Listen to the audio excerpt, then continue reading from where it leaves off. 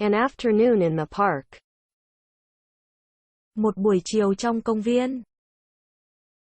There once was a little boy who wanted to meet God. He knew it was a long trip to where God lived.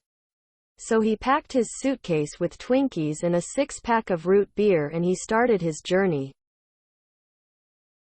Có một cậu bé muốn gặp Thượng Đế.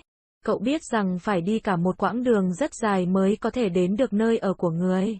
Nên gói ghém mang theo bên mình những chiếc bánh Twinkie và cả 6 hộp nước trái cây. Rồi bắt đầu cuộc hành trình. When he had gone about 3 blocks, he met an old woman. She was sitting in the park just staring at some pigeons. The boy sat down next to her and opened his suitcase. He was about to take a drink from his root beer when he noticed that the old lady looked hungry. So he offered her a Twinkie. She gratefully accepted it and smiled at him. Her smile was so pretty that the boy wanted to see it again. So he offered her a root beer. Once again she smiled at him. The boy was delighted. Khi đi qua được khoảng 3 dãy phố, cậu gặp một bà lão. Bà đang ngồi trong công viên, lặng nhìn đàn chim bồ câu đang ríu rít trước mặt. Cậu bé ngồi xuống cạnh bà và mở túi xách của mình ra.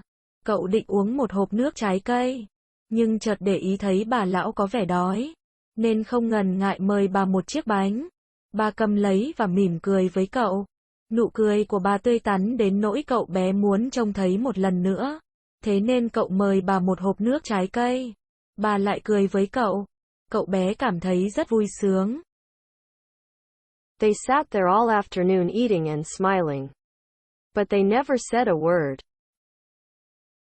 Cả buổi chiều, hai bà cháu cứ ngồi bên nhau, vừa ăn, vừa mỉm cười, nhưng không nói với nhau lời nào.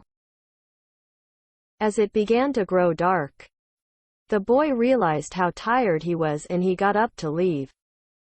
He turned around, ran back to the old woman and gave her a hug.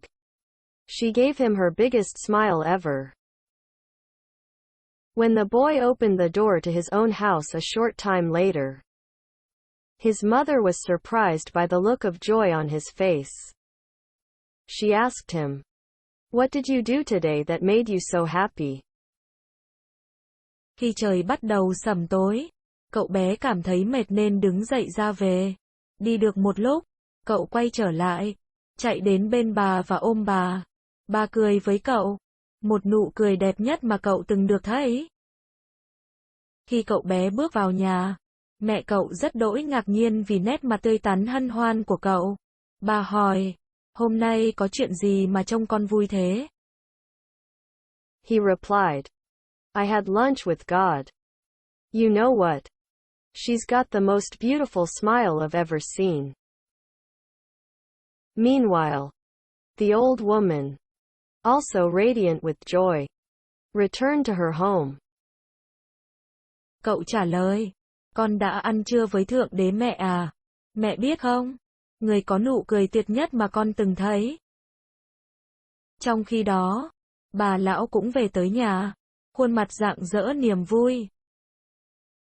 Her son was stunned by the look of peace on her face and he asked, Mother, what did you do today that made you so happy?